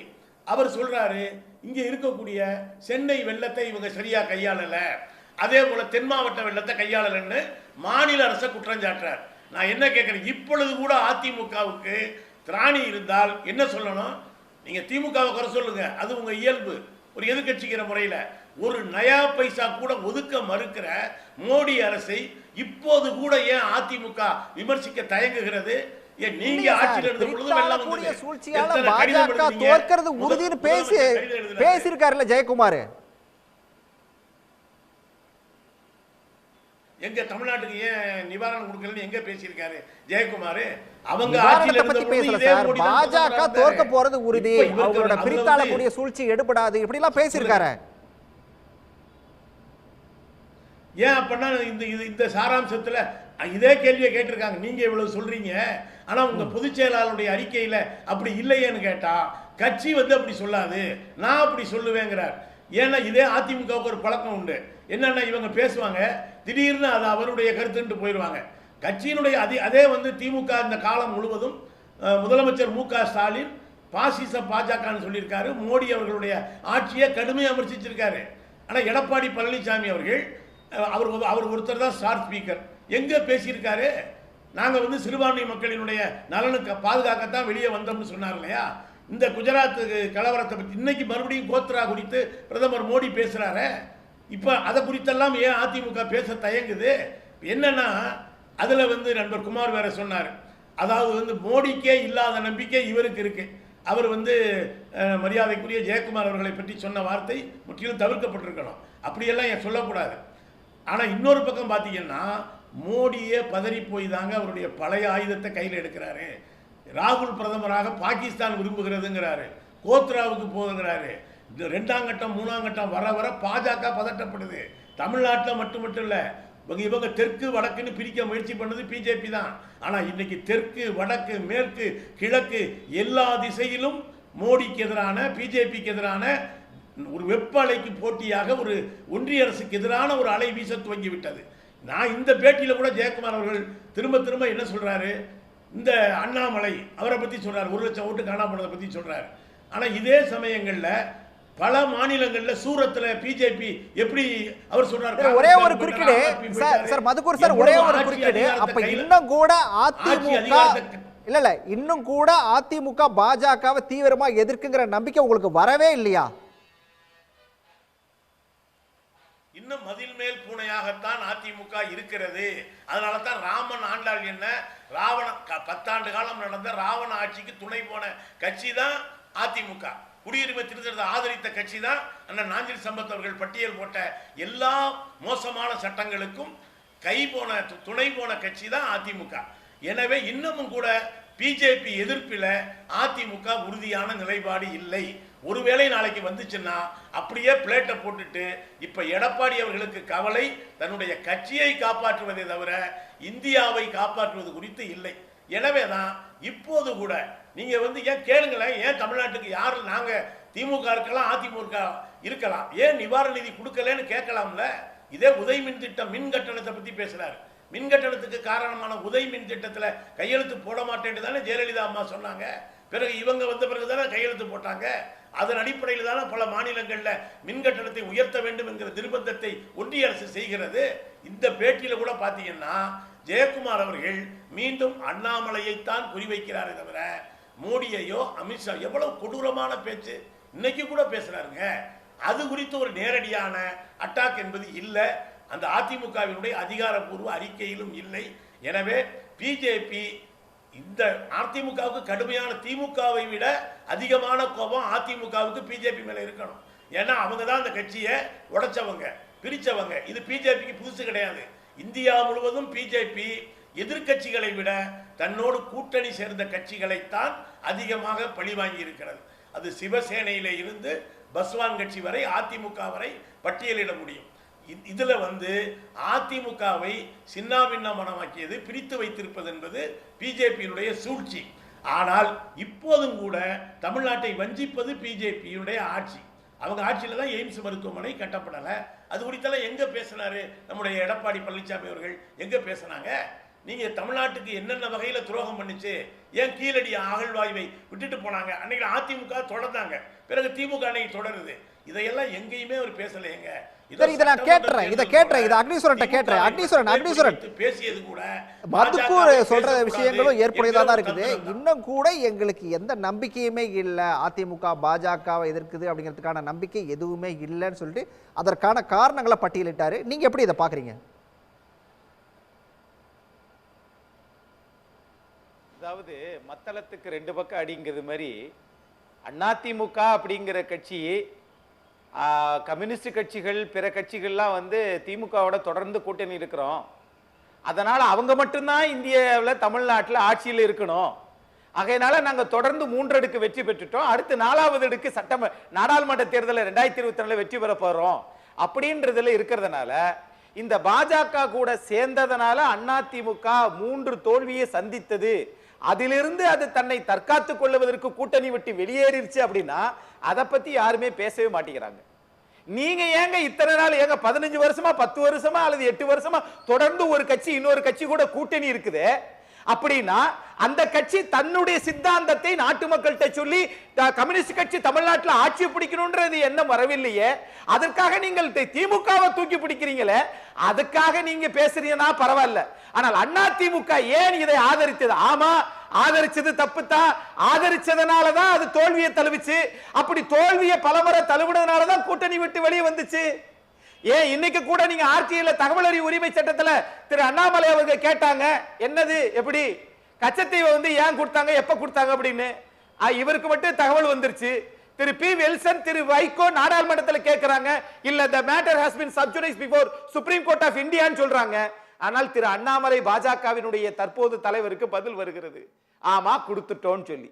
அப்ப நாடாளுமன்றத்தில் பேசிய மைய மண்டலத்தில் நேரடியா எங்க எதிர்க்கிறீங்க பாஜக அப்படிங்கிற ஒரு கேள்வியை முன் வச்சாருல்ல, எந்த இடத்துல நேரா திட்டினீங்க, எந்த விஷயத்துக்கு நேரா குரல் கொடுத்தீங்கன்னு கேக்குறாரு. இப்ப சொல்ல வரேன், கச்சத்தீவை பத்தி பேசிய போது தமிழ்நாட்டினுடைய மாண்புமிகு எதிர்க்கட்சி தலைவர் திரு எடப்பாடி பழனிசாமி என்ன சொன்னார்னா, ஏங்க கச்சத்தீவை பத்தி பாரதிய ஜனதா பேசுவதற்கு தகுதி இல்லை அப்படின்னாரு. இத தமிழ்நாட்டில் பிற கட்சிகள் சொல்லுச்சா? திரு எடப்பாடி சொன்னாரு. ஏன் தெரியுமா? 2014 ஆட்சிக்கு வந்தீங்களே, அப்ப எல்லாம் இந்த கச்சத்தீவை நீங்க கூப்பிட்டு பேசி பல மில்லியன் கணக்கில் கொடுத்தீங்களே இலங்கைக்கு, அப்ப கூப்பிட்டு வச்சு பேசியிருக்கலாமே. தமிழ்நாட்டினுடைய வெளிவிவகாரத்துறை அமைச்சர் செயலாளராக இருந்து அமைச்சராக வந்தவர்கள் காங்கிரஸ் காலகட்டத்தில் நட்வர் சிங், இரண்டாவது பாரதிய ஜனதா காலகட்டத்தில் தமிழ்நாட்டினுடைய திரு ஜெய்சங்கர் இருந்திருக்கிறாரு. அவருக்கு தமிழ்நாட்டுக்காரர் தானே. ஆக இந்த பிரச்சனையெல்லாம் அவங்க தீர்த்திருக்கலாமே, அவங்களுக்கு தெரியுமில்ல. ஆக மெத்த படித்த மேதாவிகள் அதிகமாக இருக்கக்கூடிய கட்சி பாரதிய ஜனதா அப்படின்னு நீங்க சொன்னீங்கன்னா அதை நீங்கள் நடைமுறைப்படுத்தலையே. நான் கூட கேட்கிறேன், நான் இப்ப அதிமுக சில இந்த தேர்தலுக்கு பிறகு அவங்க கிட்ட போயிரும் அப்படின்றாங்களே, நான் கூட சொல்றேன் பாரதிய ஜனதா 2024க்கு பிறகு எலோன் மஸ்க் கிட்ட போயிருன்னு சொல்லி நான் பேசின இந்த உலகம் ஏத்துக்குமா? அது மாதிரி தான் நான் பேசுறது ஏத்துக்கிறாது மாதிரி சில பேர் பேசினாலும் ஏத்துக்கிறாதீங்க. அப்படி ஒருவேளை முன்னாள் சட்டமன்ற உறுப்பினர், நாடாளுமன்ற உறுப்பினர், அமைச்சர்கள் அல்லது ஒரு கட்சியினுடைய ஒரு வீழ்ந்து போன ஒரு கட்சி, புதுசாக இருக்கிற ஒரு நாம் தமிழர் கட்சி இப்ப இன்னைக்கு ஆட்சியை பிடிக்க போகுது அப்படின்னா ஆட்சியை பிடிச்ச கட்சி சொல்லலாம். கவுன்சிலரே இல்லாதவர்கள் ஒரு கட்சி இன்னொரு கட்சியை இன்னொருத்தர் வழிநடத்துவாங்கன்னு சொன்னா அப்ப உச்ச நீதிமன்றத்தை அவர் அவமதிக்கிறாரா? சென்னை மாநில உயர்நீதிமன்றத்தை கொடுத்த தீர்ப்பை அவமதிக்கிறாரா? ஏத்துக்கூற மாட்டாங்களா? சட்டத்தெல்லாம் அவங்க அரசியலமைப்பு சட்டத்தெல்லாம் என்ன காலில் போட்டு மிதிக்கிறாங்களா? ஆகவே இவர்களுடைய கணக்கு பகல் கனவு. தமிழ்நாட்டில் கலகங்கள் இல்லாத ஆட்சி கரெக்ட். இது 100 ஆண்டு கால பயணத்துக்கு பிறகுங்க எங்களை மாதிரி ஆளுகள் எல்லாம் இன்னைக்கு ஒரு நாகரிகமான சமுதாயத்துல உட்கார்ந்து இருக்கிறோம் சொன்னா அது திராவிட கட்சிகள் போட்ட கணக்கு விதை. முதல்ல கேட்கிறேன், தந்தை பெரியார் இந்த நாட்டில் எம்எல்ஏ எம்பியா இல்லைங்க. ஆனால் நேரு பண்டிதர்கிட்ட சொல்லி முதல் நாம அந்த ரிசர்வேஷன், அந்த இடஒதுக்கீட்டுக்கு காரணமாக இந்த சட்ட திருத்தத்தை கொண்டு வர வைத்தவர் பெரியார் என்கிற ஒரு மாமனிதர். ஆக அந்த இதை உடைக்கணும். ஏன்னா இவங்க அனைவருக்கும் சமம் அப்படின்றது திராவிட சித்தாந்தம். ஒரு சில பிரச்சனைகள் இருக்குது, சில ஊழல்கள் இருக்குது, அது உண்மைதான். அதையெல்லாம் மாற்றிக்கொள்ள வேண்டும் திராவிட கட்சிகள். ஆனால் அதற்காக திராவிட கட்சிகளே மோசம், இவர்கள் எதுவுமே செய்யலன்னா நீங்க ஏதாவது ஒண்ணு செஞ்சேன்னு சொல்லுங்க, மக்கள் உங்கள் பக்கம் வருவார்கள். நாங்கள் ஆதரவாக மக்கள் கருத்துக்களை சொல்லுகிறோம். ஆனால் நீங்க எதுவுமே இல்லாம வெறுமனையே நீங்க வெறும் இதுல வாள் எடுத்து போர் சொல்ற மாதிரி சுத்துனா மக்கள் நம்ப தயாராக இல்லை. 2 மதுக்கூர் ஐயா பேசும்போது சொன்னாரு, ஏங்க என்னங்க நீங்க திரும்ப திரும்ப நீங்க அதிமுக பாஜகவை எதுக்கவே மாட்டேங்குது. ஏங்க அதிமுக பாஜகவை எப்ப பார்த்தாலும் எதிர்த்துக்கிட்டே இருந்தா அதுல குளிர் காஞ்சி நீங்க வெற்றி அடைஞ்சுக்கிட்டே இருக்கணும்னு தான் உங்களுடைய தந்திரமா? இது போர் யுக்தியா? ஆக மலை எலி என்று சொல்லக்கூடிய சிவாஜி கணேசன் சிவாஜி மாதிரி, மராட்டிய சிவாஜி மாதிரி உங்களுக்கு இது ஒரு யுக்தியா வச்சிருக்கீங்களா? ஆகவே இப்போ தன்னை தற்காத்துக் கொள்வதற்காக அதிமுக வெளியே வந்திருக்குது. வெளியே வந்ததுதான் நல்லது. இது இன்னொரு கட்சி கோளாறு சொல்லி அந்த கோளாறுல கேட்கக்கூடிய அளவுக்கு அதிமுக புரட்சி தலைவர் எம்ஜிஆர் உருவாக்கல அப்படின்னு நாங்க நினைக்கிறோம். இவங்க என்ன நினைக்கிறாங்கன்றத மக்கள் பார்த்துக்கிறட்டும். நாஞ்சில் சம்பத் சார், இவங்க அதிமுக பாஜக எதிர்ப்புங்கிற ஒரு விஷயத்தை சொல்லி சொல்லி ஏதாவது ஒரு புது கணக்கு போடுறாங்களா? இல்லை, அந்த கணக்கை போடுகிற வலிமையையும் எடப்பாடி அவர்கள் இழந்து விட்டார்கள். போன வாரம் வந்த ஒரு அரசியல் பத்திரிகையில் எடப்பாடியினுடைய பலவீனங்கள் எல்லாவற்றையும் வரி வரியாக பட்டியலிட்டார்கள். இனிமேல் எடப்பாடி பழனிசாமி துக்க வீட்டுக்கும் கல்யாண வீட்டுக்கும் தான் போக முடியுமே தவிர எந்த கட்சி நிகழ்ச்சிகளிலும் கலந்து கொள்ளக்கூடிய நிலைமையில் அவர் இல்லை, அவருடைய மனநிலையும் இல்லை. இன்னைக்கு சசிகலா அதிமுக உறுப்பினர் சேர்த்தல் என்கிற பெயரால் தமிழ்நாடு முழுவதும் இன்றைக்கு மனு வாங்கி அந்த மனுவை அனுப்புகிற ஒரு காரியம் நடந்து கொண்டிருக்கிறது. எடப்பாடி தலைமைக்கு சக்தியும் வல்லமையும் இருக்குமானால் இதை தடுத்து நிறுத்துவதற்கு ஏதாவது ஒரு நடவடிக்கை எடுப்பாரா? முடியாதவரால. அண்ணாமலை டிடிவி தினகரன் தான் அதிமுகவுக்கு தலைமை தாங்குவார்னு சொன்னதை சசிகலா உறுப்பினர் சேர்க்கிறாங்க அப்படிங்கிற ஒரு விஷயத்துல சீரியஸா எடுத்துக்கணுமா சார்? என்ன சார் சொல்றீங்க? எல்லா சட்டமன்ற உறுப்பினர்களும் அவர்தான் முதலமைச்சர் என்று முடிவெடுத்து கையெழுத்து போட்டு கவர்னருக்கு அனுப்பியதற்கு பிறகு தமிழ்நாட்டில் ஒரு பச்சை துரோகத்தை செய்தார் அன்றைக்கு இருந்த கவர்னர். அவர் தமிழ்நாட்டுக்கே வரல. அதிமுக பொதுச் செயலாளர் என்று அவரை முன்மொழிந்த ஓபிஎஸ், இபிஎஸ் எல்லாரும் தான் அவரை முன்மொழிந்தாங்க. பொதுக்குழுவே வழிமொழிந்தது. சட்டமன்ற உறுப்பினர்களை அவரை முதலமைச்சராக முடிசூட்டி மகிழ்ந்தார்கள். ஆனால் ஒரு வித்யாசாகர் என்கிற ஒரு கவர்னர் தமிழ்நாட்டுக்கு வருவதே தவிர்த்து கொண்டார். இதற்கு பேர் என்ன? இதற்கு என்ன சார் பேரு? இன்னைக்கு அவங்க அதிமுக உறுப்பினர் படிவத்தை தமிழ்நாடு பூரா கொடுக்கறாங்க. இதை தடுத்து நிறுத்துறாரா? இதை பற்றி கருத்து சொல்ல தயாரா? இதை விவாதிப்பதற்கு அவர் முன் வருவாரா? அதிமுகவில் இருக்கிறவன் எடப்பாடி பழனிசாமியினுடைய தலைமையை ஏற்கல. நான் கேட்கிற இன்னைக்கு அவர்கள் பலவீனத்தில் இருக்கிறார்கள். பிஜேபி பலவீனமாகிவிட்டது. குமார் சொன்னாரு மோடிக்கு உலக செல்வாக்குன்னு. உலக செல்வாக்கு அமெரிக்காவில் போய் கேட்டா தெரியும், ஆஸ்திரேலியாவில் போய் கேட்டா தெரியும், கனடாவில் போய் கேட்டா தெரியும். தெற்காசிய பத்திரிகையாளர் கூட்டமைப்பினுடைய தலைவர்கள் இன்றைக்கு இந்தியாவை விட்டு வெளியேறிவிட்டார்கள். வாட்ஸ்அப் நிறுவனத்தில் கோடிக்கணக்கான மக்களினுடைய பங்களிப்பு இருக்கிறது. இன்னைக்கு பிஜேபி கட்சியினுடைய அராஜக நடவடிக்கையால் இந்தியாவை விட்டு வெளியேற வேண்டியது வரும் என்று வாட்ஸ்அப் நிர்வாகம் இன்றைக்கு அறிவிக்கிறது. மோடிக்கு உலக செல்வாக்குறதா? உள்ளூர்ல இருக்கிற செல்வாக்கே சின்ன பின்னமாக்கி கொண்டிருக்கிறது. பொதுமக்கள்கிட்ட மன்னிப்பு கேட்கிற நிலைமைக்கு அவர் இறங்கத்தக்க நிலையில் அவர் இருக்கிறார். அவருக்கு எங்கே இருக்கு உலக செல்வாக்கு? ஆகவே அதிமுக வருகிற காலகட்டத்தில் தன்னுடைய இருப்பை தக்க வைத்துக் கொள்வதற்கு பிஜேபி எதிர்ப்பை ஒரு ஆயுதமாக பயன்படுத்த முடியுமா என்று பார்க்கிறார்கள். நீங்கள் கடந்த காலத்தில் செய்த பாவங்களை எல்லாம் பட்டியலிட்டால் அதிமுகவை எடப்பாடியால் காப்பாற்ற முடியாது. யார் காப்பாற்றுவார் என்பதை காலம் தீர்மானிக்கும். Right right right Koteeswaran sir, Nazir Sampath sir வந்து மிக முக்கியமான ஒரு பார்வையை முன்னிச்சிருக்காரு. சசிகலா இதில் உள்ள வராங்க, அந்த எதிர்ப்பை வந்து அதாவது வந்து அதிமுகவில் இருக்கக்கூடிய வந்து அந்த உறுப்பினர்களை சேர்க்கறதுக்கான முயற்சிகளை எடுத்துகிட்டு இருக்காங்க. ஒரு முக்கியத்துவம் வாய்ந்த ஒரு நிகழ்வாக அதை அவர் குறிப்பிட்றாரு. அதை எப்படி எடுத்துகிட்டு இருக்காங்க? நான் கூட அதை அப்படியே கடந்து போகலாமா அப்படின்னு சொல்லி கேட்டதுக்கு நீங்கள் எப்படி கடந்து போவீங்கலாம் கேட்குறாரு. அதை எப்படி எடுத்துக்கிறீங்க நீங்கள்? அதாவதுங்க, எல்லா அரசியல் தலைவர்கள், அது சசிகலாவாக இருக்கட்டும், இல்லை ஐயா ஓபிஎஸ் இருக்கட்டும், இல்லை டிடிவி தினகரனாக இருக்கட்டும், இல்லை எடப்பாடி பழனிசாமியாக இருக்கட்டும், இவங்க எல்லாருமே என்ன அரசியல் பண்ணுறாங்கன்னா, இந்த மாதிரி இந்த தொண்டர் சேர்க்குறோம், உறுப்பினர் சேர்க்குறோம், கூட்டணி பேசுகிறோம், மோடி அவர்களோட போய் பார்க்குறோம், இப்படின்ற அரசியல் பண்ணுறாங்க. இவங்க யாருமே மக்கள் பிரச்சனை சமீப காலமாக பேசுகிறதே கிடையாது. நீங்கள் மக்கள் பிரச்சனையை பேசாமல், மக்களுக்கு உண்டான அரசியல் பண்ணாமல், இல்லை மக்களை யாருன்னா பாதிச்சாங்கன்னா அவங்கள கேள்வி கேட்காம நீங்கள் அரசியல் பண்ணிங்கன்னா நீங்கள் என்ன தான் உறுப்பினர் அட்டை சேர்த்தாலும் அது விளங்காது. சசிகலா அவர்களுக்கு தலைமை தாங்குற அந்த கெப்பாசிட்டி இருக்கா, உறுப்பினர் சேர்க்குற கெப்பாசிட்டி இருக்கான்னா இருக்குது. அண்ணன் சொன்ன மாதிரி வித்யாசாகர் ராவ் வந்து அன்றைக்கி அது சரியாக நடந்துக்கல. இல்லைனா அவங்க தான் அன்றைக்கி சீஃப் மினிஸ்டர். ஊழல் குற்றச்சாட்டுகள் அது ஒரு சைடு, குற்றம் தண்டனை அவங்க கோர்ட்டால் தண்டிக்கப்பட்டவர் அது ஒரு சைடு இருந்தாலும், இந்த சட்டமன்ற உறுப்பினர்களை இன்டாக்டாக வைக்கிற அந்த கெப்பாசிட்டி அன்னைக்கு தேதி இருந்தது. இப்போ அதிமுக ஏன் இந்த பிரச்சனை இல்லை, இன்னைக்கும் அதிமுகவுக்கு வரும். எப்படி வரும்னா, பேங்க்ல SMS காசு எடுத்துக்கிறாங்க, அதாவது SMS அமிச்சா அதுக்கு காசு பிடிக்கிறாங்க, டிடியில் பணம் போட்டால் அதுக்கு காசு பிடிக்கிறாங்க. 1 லட்ச ரூபா நீங்கள் பணம் எடுத்தீங்கன்னா 5% காசு. பணம் போடுறதுக்கும் காசு வாங்கிக்கிறாங்க, பணம் எடுக்கிறதுக்கும், அதுவும் நம்ம பணம். இதுக்கெல்லாம் காசு வாங்கிட்டு பேங்க் வந்து கொழுத்து போயிட்டு அதை தனியார் காசு கொடுக்குறப்ப பேங்க் வந்து மக்கள்கிட்ட இருந்து சுரண்டுது.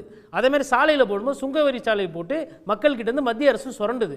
ஆஸ்பத்திரியில் ஒருத்த போய் படுத்து கிடந்தாலும், சாவர நேரத்தில் இருந்தாலும் அவனுக்கு 18% GST போட்டு ஐசியூவில் வாங்கி அங்கே சாவ போகிறவங்ககிட்டே காசு பிடுங்குறாங்க. உப்புக்கு வந்து வரியை எதிர்த்த ஊரில் இன்னைக்கு இட்லி தோசையிலேருந்து ஆரம்பித்து உணவுப் பொருள் எல்லாத்துக்குமே வரி. அப்போ இந்த மாதிரி வரி பிரச்சனைகள், சிலிண்டர் விலை 100 ரூபாய் எடுத்தப்போ அன்றைக்கி எடப்பாடி பழனிசாமி என்ன சொல்லியிருந்தோம், ஐயா 400 ரூபா 500 ரூபா வித்த சிலிண்டரை நீங்கள் தான் ஐயா 900 ரூபா 1000 ரூபாய்க்கு ஆக்கி விட்டீங்க, அதனால் 100 ரூபா கம்மி பண்ணால் பத்தாது, உங்கள் கூட கடந்த காலத்தில் கூட்டணி வச்சிருந்த அந்த பாவத்துக்கு நான் சொல்கிறேன், தயவுசெய்து 200 ரூபா கம்மி பண்ணுங்க அப்படின்னு சொல்லியிருந்தாருன்னா இன்றைக்கி வந்து இந்த பேசு பொருள் வராது. அதே மாதிரி இது ரொம்ப முக்கியம், வெள்ள பாதிப்புக்கு காசே கொடுக்கல. அன்னைக்கு கூட அதிமுக வந்து ஒரு மௌனமான ஒரு போக்கு தான் எடுத்துச்சு. இப்போ கூட ஒன்றும் நேரம் கெட்டு போயில்ல. ஏன் அதிமுக மத்திய அரசை எதிர்த்து இன்னும் காட்டமாக பேசலாம், காசு கொடுக்கல, ஏமாத்திட்டீங்க, மக்களை பண்ணீங்க அப்படின்னு அட்லீஸ்ட் இனிமேல்ட்டு பேசினாங்கன்னா அந்த ஒரு பார்வை மாறும். இவங்க இங்கே கடந்து போகிறது என்னன்னா, வெறும் அரசியலை பேசிட்டு மக்களுக்கு தேவையான அரசியலை பேசாமல், இப்போ கூட என்னங்க செய்தி, நீட்டுக்கு வந்து உள்ளாடை போட்டு போனால் அதில் ஒரு சில சிக்கல் பண்ணுறாங்க மாணவிகளுக்கு. இது என்ன மாதிரி காலம்ன்றது தெரியும் நமக்கு. அப்போது இந்த நீட்டு கொண்டு வந்ததுக்கு காரணம் வந்து அதிமுக ஆட்சி, ஜெயலலிதா அம்மையார் இருந்தவரெல்லாம் இல்லை. ஆனால் அதுக்கு பிறகு வந்துருச்சு. திமுகவும் ஒன்றும் பண்ண முடியல, 3 வருஷம் ஆகப்போது அவங்க வந்து அவங்களாலே அதை பண்ண முடியல. ஆனால் அதிமுக ஒரு பொறுப்புள்ள ஒரு எதிர்கட்சியாக நீட்டு வந்து நாங்கள் எவ்வளோ பேசணும் கூட்டணி இருந்தப்போ, அது பிரதமர் வந்து ஒத்துக்கலை. அதாவது பிரதமரும் இன்றைய முன்னாள் முதலமைச்சர் எடப்பாடி பழனிசாமியும் நிறைய நேரத்தில் டெல்லியிலலாம் சந்தித்து பேசிக்கிட்டாங்க. என்ன பேசினாங்க, மக்கள் பிரச்சனை எதனா பேசினாங்களா, என்ன ஏதுன்னு இதுவரையிலும் வரல. அதே மாதிரி ஐயா ஓபிஎஸும் அடிக்கடி போவார் அமித்ஷாவை பார்க்கறதுக்கு, டெல்லியிலேயே சுற்றுப்பயணம் பண்ணுவார். ஆனால் நான் என்ன கேட்குறேன்னா, நான் இவ்வளோ மக்கள் பிரச்சனை இருக்குது, இந்த மக்கள் பிரச்சனைக்கெல்லாம் எந்த ஒரு விடிவு வெள்ளி இல்லை. நீங்கள் சிவகாசி பட்டாசு எடுத்துக்கோங்க, சைனாலேருந்து பட்டாசு வரனால அங்கே அதிகமான பிரச்சனைகள் இருக்குது. அப்போ இந்த மாதிரி தமிழக பிரச்சனைக்கு எந்த தீர்வும் கொடுக்காம திடீர்னு இன்றைக்கி மோடியை எதிர்ப்பு பேசுகிறாங்க, அது வரவேற்கணும். ஆனால் மதுகுர் ஐயா சொன்ன மாதிரி அந்த ஒரு சந்தேகம் உங்கள் மீது வருது. அப்போ இதற்கு என்ன ஒரே வழினா, திமுக விட அதிக விமர்சனம் அதிமுக என்னைக்கு பண்ணுதோ அன்றைக்கி தான் மக்கள் நம்புவாங்க. அன்றைக்கி தான் வந்து அதிமுக தொண்டர்களுக்கு உண்மையான தீபாவளி, உண்மையான பொங்கல். ஏன்னா அவங்க என்ன நினைக்கிறாங்கன்னா, அதிமுகவில் எங்களை திமுக கூட இவ்வளோ பாதிப்புக்கு உள்ளாக்கல, எங்கள் திமுக கூட இவ்வளோ நாசம் பண்ணல, நீங்கள் தான் கூட்டணின்ற பேரில் உறவாடி ரெய்டு பண்ணி விஜயபாஸ்கர் அவர்கள் 2 விஜயபாஸ்கர் வீட்டில் ரெய்டு, தங்கமணி வீட்டில் ரெய்டு, முன்னாள் சீஃப் செக்ரட்டரி வீட்டில் ரெய்டு எல்லாம் பண்ணி எடப்பாடி பழனிசாமியோட ஆட்சி ஊழல் ஆட்சி அப்படின்னு பதிவு பண்ணது பாரதிய ஜனதா கட்சி. அதிமுகன்ற ஒரு வலுப்பெரியான ஒரு கட்சியை 4 துண்டா உடைச்சது பாரதிய ஜனதா கட்சி. இதை தாண்டி இன்னைக்கு அவரால் எம்எல்ஏவே ஜெயிக்க முடியல, அவரால் வந்து ஒரு மேயராக ஆக முடியாது, கவுன்சிலர் ஆக முடியாது. ஆனால் அவர் என்ன சொல்கிறாருன்னா, ரெட்டல டிடிவி தினகரன் கிட்ட இருக்குன்றாரு. அப்போ நீங்கள் எலெக்ஷன் கமிஷனரா, உங்களுக்கு எதுக்கு அந்த வேலை? ஆனால் சொல்லும்போது அண்ணா ஐயா குமார் சொல்கிறாரு, அது அவங்க உட்கட்சி பிரச்சனை.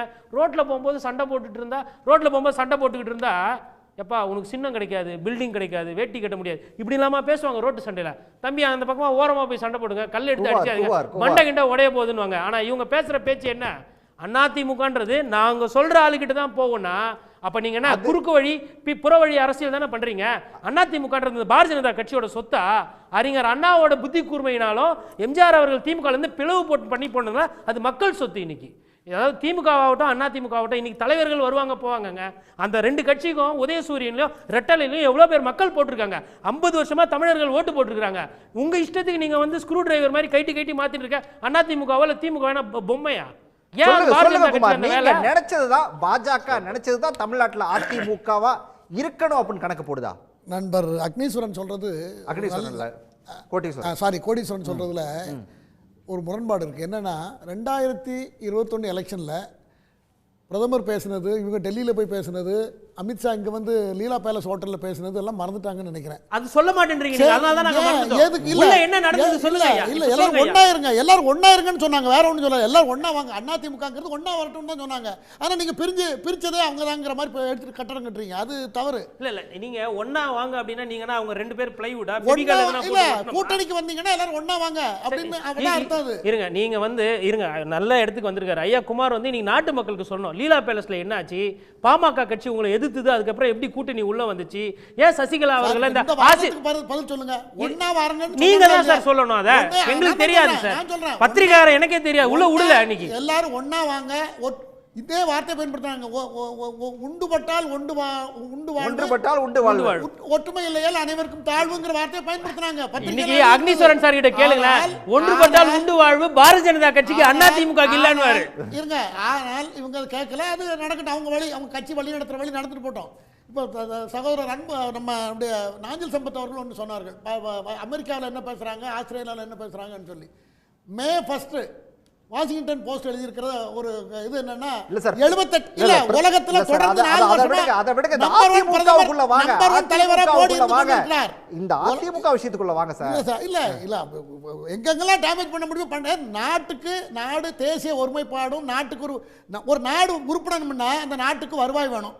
ஏன்னா ராணுவத்தை மெயின்டைன் பண்ணணும், ஏன்னா எஜுகேஷன் கொடுக்கணும், எல்லாத்தையும் பார்க்கணும். அதுக்கு பணம் வசூல் 2,10,000 கோடி ரூபாய் இந்த வருஷம் ஜிஎஸ்டி இந்த மாசம் வருமானம். மக்கள் பணம் பூரா மக்கள் பணம் கஷ்டப்பட்ட பணம், மக்கள் பணம் வாங்கி பூரா மக்கள் பணம். சார் மக்கள் பணம் வாங்கி மக்களுக்கு தானே செலவு பண்ணணும். இல்ல வீட்டுக்கு கான்ட்ராக்டருக்கு போகுது, அதானிக்கு போகுது, அம்பானிக்கு போகுது. டெண்டர் பாருங்க ஒரு நிமிஷம். யாருமே உப்பு புளி மிளகாய் நாஞ்சில் சம்பத் குறிக்கிறாரு. உப்பு புளி மிளகாய் வாங்க எடுத்துட்டு போறது நாஞ்சில் சம்பத் குறிக்கிறாரு. ஒரே ஒரு விஷயம், நாஞ்சில் சம்பத் சார் பணம் அதை திருச்சி பேசுறது தவறுங்கறான. நிர்வாகம் என்பதே டாக்ஸேஷன் அண்ட் டிஸ்ட்ரிபியூஷன் தான். இயற்றலும் ஈட்டலும் காத்தலும் காத்த வகுத்தலும் வல்லதரசுன்னா டாக்ஸேஷனும் டிஸ்ட்ரிபியூஷனும் தான் நிர்வாகம். இதை பார்க்கறதுக்கு தான் அமைச்சரவை, இதை பார்க்கறதுக்கு தான் ஒரு பிரதமர். நீங்க பாத்தீங்களா? நீங்க 2 லட்சம் கோடி ஜிஎஸ்டி வசூல் வாங்கி எங்க கொண்டு போறீங்க? யார்கிட்ட கொடுக்க போறீங்க? இந்த நாட்டில் நீங்க மடைமாற்றம் செய்கிறீர்களா? மக்களுக்கு திரும்ப கொடுக்கிறீர்களா? நீங்க மக்களுக்கு கொடுப்பதாக உங்கள்கிட்ட திட்டம் இருக்கா? நீங்க இந்த நாட்டில் ஆயுதம் வாங்கி குவிக்கிறீர்கள். நீங்கள் இந்த நாட்டில் உலக போர் மூடக்கூடிய நிலைமையில பக்கத்துல இருக்க பாகிஸ்தான் கூட சிரிக்க தான் செய்யும். இன்னைக்கு ராணுவ வல்லமை இல்லாம இன்னைக்கு உலகத்துல பேசலாம். அகிம்சா பேசிட்டு நாட்டை நடத்த முடியாது. அகிம்சா பேசிட்டு நாட்டை நடத்த முடியாது. தயவு செய்து புரிந்து கொள்ளுங்கள். அதுல பேச்சளவுக்கு சரி. ஒரு நாட்டை நடத்த வேண்டும் என்றால் ராணுவ வல்லமை இருக்கணும். ராணுவத்துக்கு நானே சொல்றேன், ராணுவத்துக்கு உலகத்துல எந்த நாட்டை விட ராணுவ வல்லமை ஒதுக்கப்பட்டுள்ளது. காரணம் என்னவென்றால் நாடு வல்லமையாக இளைஞர் ராணுவ பட்டாளத்துக்கு போறவங்க சம்பளம் அதிகமா கொடுக்காம கம்மி பண்ணீங்க. என்ன பேசுறீங்க ராணுவத்தை பத்தி? நீங்க இன்னைக்கு மாலத்தீவுல இருக்கக்கூடிய நீங்க எப்ப பார்த்தாலும்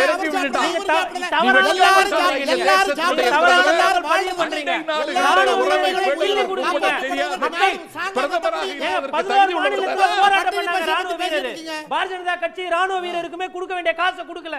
அவங்களுக்கு சம்பளத்தை குறைச்சிங்க. கை கால் போனா அவங்களுக்கு முன்னாடி காலத்துல காசு கொடுத்திருந்தாங்க. அதை குறைச்சதுதான் அக்னிபாத் திட்டம். அதை எதிர்த்து தான் 11 மாநிலத்துல இளைஞர்கள் போராட்டம் பண்ணாங்க. இளவுகள்லாம் இல்லைங்க. பட்டாளத்தில் இருக்கிற ராணுவ இளைஞர்களுக்கே போயிட்டாங்க. அதெல்லாம் ஒழுங்கா இருக்கிறதுனாலதான் 2014, 2019, 2024 தொடர்ந்து பாஜகவை மக்கள் ஆதரித்துக் கொண்டிருக்கிறார்கள். அதை புரிந்து கொள்ள வேண்டும். மக்கள் முட்டாள் கிடையாது. சரி சரி அக்னீஸ்வரன் நீங்க எல்லாரும் ஒற்றுமையா இருக்கணும் அப்படிங்கிறது தான் எங்களோட எண்ணம். அதை தான் நாங்க நினைச்சோம் அப்படிங்கிற விஷயத்தை சொன்னாரு. அதை எப்படி பாக்குறீங்க? நாட்டை வழிநடத்துறதுக்கு தான் பாரதிய ஜனதா கட்சி இருக்குது என்று மக்கள் நம்புறாங்க. நாட்டாம வேலை செய்யறதுக்காக இல்ல அப்படின்னு நான் நினைக்கிறேன். ஒண்ணு. ரெண்டாவது, அண்ணன் நாஞ்சில் சம்பத் அவர்கள் பேசுகிற போது இப்ப அண்ணா திராவிட முன்னேற்ற கழகம் திரு எடப்பாடி பழனிசாமி அவர்கள் தலைமையில் இன்னைக்கு இருக்கிறது. ஆனால் பல தேர்தலை சந்தித்து இருக்கிறது. ஆனா இவங்க எதுவுமே இல்ல அப்படின்றது என்னன்னா, இவங்க சொல்ற விளக்கம் எனக்கு எப்படி தெரியுதுன்னா, அப்படியே கிர்ன்னு இருக்கு. எப்படின்னா, ஆளை குழி தோண்டி அதிலே ஒரு முட்டை வைத்து அண்ணாந்து பார்த்தால் 90 முட்டை, அது என்னப்பா அப்படின்னு சொல்லி கேட்டா அது எனக்கும் தெரியல, மக்களுக்கே விட்டுருவோம். அந்த மாதிரி தான் அண்ணன் நாஞ்சில் சம்பத் அவர்கள் பேசுவது. அதிமுக இன்றைக்கு 2 பொதுக்குழு கூட்டினாரே, ஏன் இன்றைக்கும் இருக்கிறாரே, வாழுகிற நாடாளுமன்ற உறுப்பினராக இருக்கிறாரே திரு திருநாவுக்கரசு அவர்கள், அவர் போட்டி பொதுக்குழுவை கூட்டினார்ல. போட்டி பொதுக்குழு கூட்டாதவர்கள் எல்லாம் அதிமுகவுக்கு தலைமை ஏற்கணும் அப்படின்னு அண்ணன் நாஞ்சில் சம்பத் அவர்கள் நினைத்தால், நான் இந்த 4 தலைவர்களுமே செல்வி ஜெயலலிதா அம்மா அவர்களால் அடையாளம் காணப்பட்டவர்கள். இவர்கள் யார் என்றே தெரியாது. ஆனால் இந்த கட்சின்னு ஒண்ணு இருக்கணும்ல. புரட்சி தலைவர் எம்ஜிஆர் தன்னுடைய நடிப்புல வந்த காசை வச்சு ஒரு கட்சியை ஆரம்பிச்ச உலகத்தில் ஒரு தலைவன் யாருன்னு கேட்டா புரட்சி தலைவர் எம்ஜிஆர் தான். ஆக திரு டிடிவி தினகரன், திரு ஓபிஎஸ், அது மாதிரி சசிகலாமா, திரு எடப்பாடி பழனிசாமி, இவர்கள் எல்லாம் 70களில் யார் என்றால் யாருக்குமே தெரியாது. அது மாதிரி தான் காலம் சிலரை முன்னிறுத்துகிறது. சில பேர் தைரியமாக வந்து கட்சியை நான் உங்களை எதிர்க்கிறேன் ஒற்றை நிலைப்பாட்டில் எடப்பாடி இருக்கிறார். இவரை இது பண்றதுக்கு இன்னொருத்தர் நாளைக்கு உருவாவார். ஆனால் உருவாவதில் இருந்தும் தன்னை தற்காத்துக் கொள்ள வேண்டும். அதுதான் தலைமைக்கு வரக்கூடிய பண்பு. அது உங்ககிட்ட இல்லையே. ஆனா இந்த நாட்டில் ராணுவத்தை பத்தி சொல்றாரு நம்மளுடைய குமார் சார், கரெக்டுங்க. ஆனா சீனா நம்ம பாகிஸ்தானை நம்மளை அச்சுறுத்துவாங்கன்னு நான் கேட்கிறேன். இந்திய நாட்டினுடைய பிரதமர் சொல்றார், ராகுல் காந்தி அவர்களை பாகிஸ்தான் என்கிற ஒரு இஸ்லாமிய நாடு இந்திய நாட்டினுடைய பிரதமராக ராகுல் காந்தியை வர நினைக்கிறது என்று அந்த பாகிஸ்தான் சொல்றதைத்தானே இந்திய நாட்டினுடைய பிரதமர். அப்ப பாகிஸ்தானை பத்தி பிரதமர் பயப்படுறாரா? உங்க நோக்கம் என்ன? நீங்க தான் பலமான ராணுவம் வச்சிருக்கீங்களா? அதனால நீங்க தயவு செய்து இந்துக்களை காப்பாத்துகிறேன்னு சொல்லிட்டு ஒட்டுமொத்த இந்தியாவை நீங்க சீர்கெடுக்கிறீங்க. 4500 கோடிக்கு விமானத்துல போனா தான் போய் அந்தந்த ஊருக்கு நேர குறைவா இருக்கு. சாதாரணத்துல போனா அதனால இது ஒண்ணு சார். இன்னொன்னு 4000 கோடிக்கு செலவழிச்சீங்களே, அதுல ஏதாவது ஒரு காவிரி கங்கையும் சேர்த்து விட்டீங்கன்னா, அதுல அடுத்த வரக்கூடிய பிரதமர் ஏதாவது பண்ணி விட்டாங்கன்னா நீர்நிலை பிடிப்புகள் உருவானால் இந்தியா தன்னால முன்னேறும். ஆனா நீங்க படிச்சு வேலை வாங்கி அவன் சம்பாதிக்கிற அந்த காசை மட்டும் ரத்தத்தை உறிஞ்சிரீங்களே. இதனால் ஒரே விஷயம் உங்ககிட்ட குறுக்கிடுறாரு. அக்னி குறுக்கிடுறாரு. ஆகாயமளாவ எழுந்து நிற்கின்ற வல்லபாய் பட்டேல் சிலையை கூட சீனாவில் இருந்து தான் தயாரித்து கொண்டு வந்தாங்க. அதுக்கு கூட யோக்கியம் இல்லாத நாடு ஆக இந்தியாவை மாற்றி இருக்கிறார் மோடி. அந்த சிலை எங்க இருந்து வந்தது? சீனாவில் இருந்து கொண்டு வந்தாங்க. Right sir. மதுக்கூர் சார் நிறைவு பார்வை சார். மதுக்கூர் ராமலிங்கம், நீங்க ஆதரிச்ச சட்டங்கள் நீங்க கொஞ்சம் யோசிங்க. குடியுரிமை திருத்த சட்டத்தை அதிமுகவினுடைய 10 பேர் பிளஸ் பாமக 11 பேர் சேர்ந்து ஆதரிச்சீங்க. கடுமையான போராட்டத்தில் சட்டம் நிறுத்தி வைக்கப்பட்டிருந்தது. ஒன்றிய உள்துறை அமைச்சர் அமித்ஷா என்னைக்கு தெரியுமா அறிவிக்கிறாரு? இஸ்லாமிய பெருமக்கள் ரமலான் நோன்பை துவக்குகிற நாளன்று நீங்கள் ஆதரித்து ஓட்டு போட்டு நிறைவேற்றி வைத்த சட்டத்தை அமலாக்கப் போவதாக அமித்ஷா அறிவிக்கிறார். அது மட்டும் இல்லை, இப்போ நண்பர் குமார் சொன்னார், ஆகா மக்களுக்கு வரி போட வேண்டாமா, நாட்டுக்கு ஆபத்து. ஏன் ரபேல் விமானத்தை காங்கிரஸ் ஆட்சியில் குறைவான விலைக்கு பேசி இருந்தது, அதிக விலை கொடுத்து வாங்கினீங்களே, அது நாட்டின் மீது இருக்கிற அக்கறையா அல்லது லஞ்சம் வாங்குகிற அக்கறையா? என் நண்பர் சொன்னார், அக்கினி பார்த்து ராணுவத்தை கூட ஒப்பந்த கூலியாக மாற்றியது பிஜேபி ஆட்சி. இன்னைக்கு பார்த்தீங்கன்னு சொன்னா இந்த நாட்டுக்கு ஆபத்து. அதிமுகவை பார்த்து நம்ம இப்போதைக்கு பரிதாபப்பட தான் வேண்டியிருக்கு. ஏன்னா இவ்வளவு தூரம் கட்சியை அளிக்கிற மோடியை எதிர்த்து கூட அவர்களால் பேச முடியல. ஏன்னா இன்னைக்கு இபிஎஸ் ஓபிஎஸ் 2 பேரும் அதிமுகவை தங்களுக்கு சாதகமாக மாற்றிக்கொள்வதற்காக மாறி மாறி மோடியை நோக்கி படையெடுத்தார்கள். ஒரு கதை சின்ன வயசுல படிச்ச பாருங்க. ஒரு அப்பத்தை தூக்கிக்கிட்டு 2 பூனைகள் ஒரு குரங்கிடம் போன கதையாக மாறிவிட்டது. ஒரு ஸ்டேஜில் எடப்பாடி விழிச்சுக்கிட்டாரு, ஆகா மொத்த அப்பமும் கை போயிருமே. அப்ப கூட அந்த துணிச்சல் வரலைங்கிறது தான் நான் சொல்றேன். இப்போது கூட ஏன் மென்மையான வார்த்தைகள்ல நீங்க பேசுறீங்க? இப்ப நண்பர் பேசுறாரு, நல்லது. தேர்தல் பத்திரம் குறித்து பேசுறீங்க, இதே நீங்க வாங்கலையான்னு கேட்கிறாரு குமார். 6000 கோடி எங்க? நீங்க ஆட்சிக்கு வந்தா சுவிட்சர்லாந்து பேங்க்ல இருக்கிற கணக்கை கொண்டு வரேன்னு சொன்னீங்க. ஸ்டேட் பேங்க கூட கடன் கொடுக்க கூடாதுன்னு சொல்லுகிற ஒரு ஆட்சி பிஜேபி ஆட்சி. இந்தியாவை பத்தி தேசபக்தி உங்களுக்கு மட்டுமே சொந்தமானது அல்ல. இன்னைக்கு மோடி ஆட்சியினுடைய விளைவினால் நீங்க ஜிஎஸ்டியை என்ன சொல்றாங்க சமூக ஊடகத்துல, நீங்க 16 லட்சம் கோடி அம்பானிக்கும் அதானிக்கும் தள்ளுபடி செய்ததை எடுத்து மக்கள்கிட்ட கொடுப்போம்னா பாத்தீங்கன்னா உங்க தாலியை படிக்க போறாங்கன்னு எந்த அளவுக்கு கீழே இறங்கி ஒரு நாட்டினுடைய பிரதமர் பேசுகிறார். இதை பத்தி 16 லட்சம் கோடியை பத்தி பேசுறா. நீங்க ஜிஎஸ்டிங்கிறது மக்களினுடைய அரிசிக்கு ஜிஎஸ்டி போடுறீங்க, உப்புக்கு ஜிஎஸ்டி போடுறீங்க, மக்கள்கிட்ட பிரிச்சு 2 முதலாளிக்கு கொடுக்குறீங்களே. இதுதான் உங்க ஆட்சியா? இதுதான் மீண்டும் வரணுமா? இதுதான் வலிமையான ஆட்சியா? நான் ஒன்ன சொல்லி முடிக்கிறேன். ஆகா பாத்தீங்களா, அமெரிக்காவினுடைய வாஷிங்டன் போஸ்ட், இதே வாஷிங்டன் முந்தா நாடு பத்திரிகை சுதந்திரத்தை மிகவும் கீழிறக்கிய நாடு இந்தியா, அதற்கு காரணம் மோடி என்று சொன்னதை அது உங்க கண்ணில் படலையா? நீங்க அமெரிக்கா பாராட்டலாம், ஆகா அமெரிக்காவே பாராட்டி இருக்கிறது. இன்னொரு பக்கம் ராகுல் காந்தி பிரதமராக பாகிஸ்தான் விரும்புகிறது, உலக தலைவராக உயர்ந்து விட்டார். எத்தனை நாடு மோடி பிரதமர் ஆகணும்னு உங்களுக்கு ஓட்டு போட்டுக்கிட்டு இருக்காங்களா? சாதாரணமா இந்த G20 மாநாடு வழக்கமா ரொட்டேஷன்ல வந்தது. இப்போது இந்தோனேஷியாவுக்கு போயிருச்சு. உடனே இங்க இருக்க பிஜேபி ஆளுகள்லாம் உலகமே சேர்ந்து தலைமை தாங்கன்னு எங்களை தான் கேட்டுச்சு. ஒரு ரொட்டேஷன்ல வந்ததுங்க. அதுக்கு கட்டின கட்டடத்துல கூட ஊழல் வெள்ளம் உள்ள போயிருச்சு. எனவே இந்த 10 ஆண்டு கால ஆட்சி மக்கள் இன்னைக்கு வட இந்திய மக்கள், வட இந்தியா தென்னிந்தியான்னு பிரிக்க வேண்டியதில்ல, இன்னைக்கு புரிஞ்சுக்கிட்டாங்க. அதனால்தான் அவர்களுடைய பழைய ஆயுதம் விடுதலை போராட்டம், நாடு பிரிவின் போது அவர்கள் எடுத்த மோசமான ஆயுதம் மக்களை பிரித்தாள்வது, அதை இன்னைக்கு கையில் எடுத்திருக்காங்க. இன்னைக்கு ஜெயக்குமார் பேட்டியை நானும் பார்த்தேன். மரியாதைக்குரிய முன்னாள் அமைச்சர், இன்னும் கடுமையாக பிஜேபி எதிர்த்தால்தான் அதிமுகவை தக்க வைத்துக் கொள்ள முடியும். நன்றி சார், நன்றி நன்றி நன்றி நன்றி. விவாதத்தில் பங்கேற்ற அனைவருக்கும் நன்றி. மீண்டும் ஒரு நிகழ்ச்சியில் சந்திக்கலாம் நேயர்களே. நன்றி, வணக்கம். உடனுக்குடன் செய்திகளை தெரிந்து கொள்ள சன் நியூஸ் பெல் ஐகானை கிளிக் பண்ணுங்க.